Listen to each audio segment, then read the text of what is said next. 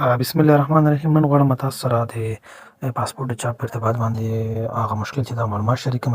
نن سهار له 8 بجو دې طرف ته کوم کسانو چې نوبتونه راغلي دي هغه چې کله فورمونه ډاونلوډوي نو دغسې یو مشکل سره کېږي، یعنې دوی نشي کولی چې هغه وکړي څه ورته وایي فورم ډاونلوډ کړي. دا چې کله چې فورم ډاونلوډوي نو دغسې یو مشکل ورته کوي. نو دا سیستم لوړه وضع شوی ده، سیستم په مکمل شکل سره اپډیټ شوی نه ده. نو کله چې سیستم په مکمل شکل سره اپډیټ نشي نو دغه مشکل منځته راځي. کوم ته چې خبره نه ده، د شپې 8 نه وروسته یا 12 نه وروسته یې فورم وګورئ حتما ډاونلوډېږي، یا سهار 8 بجې 1 بجې وګورئ حتما ډاونلوډېږي، ځکه څلوېښت ساعتو کې فقط او فقط یو ځل سیستم اپډیټ کېږي کله چې دا مشکل سره راشي. کوم ته چې خبره نه ده، که نن نوبت درکړي خیر ده، سبا به مراجعه وکړي، بل سبا مراجعه وکړي. ولایتونه کې یو هفتې پورې وخت لري مراجعه وکړي، او بعض ولایتونه کې چې لرې اوسېږي هغه ته ورځ ټاکلې چې پنجشنبې ورځ ده، کولی شي د پنجشنبې ورځ هم مراجعه وکړي، هلته بایومټریک متاسې کېږي. کوم ته چې خبره نه ده.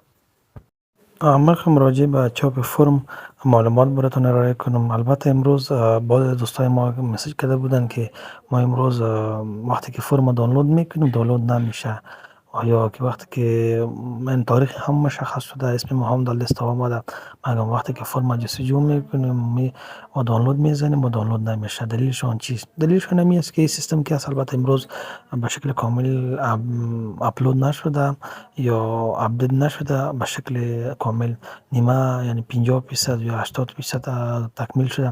به همین خاطر این مشکل ایجاد شده.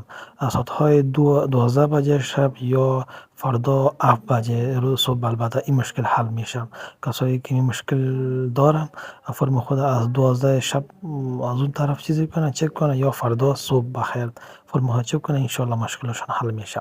کدام مشکلی نیست. اگر فرمتون امروز آمده باشه، این تاریخ امروزتون باشه، فردا مراجعه کنه بایومتریکتون میشه، کدام مشکل نیست.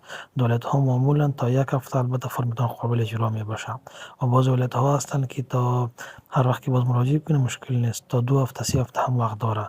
روزهای پنجشنبه برای کسایی که غیر حاضر باشه به اونها اختصاص داده. کدام مشکل نیست. از ساعت 12 بجه شب بعد از 12 فرم ها چک کنید حتما دانلود میشه، یا از طرف صبح چک کنید حتما دانلود میشه.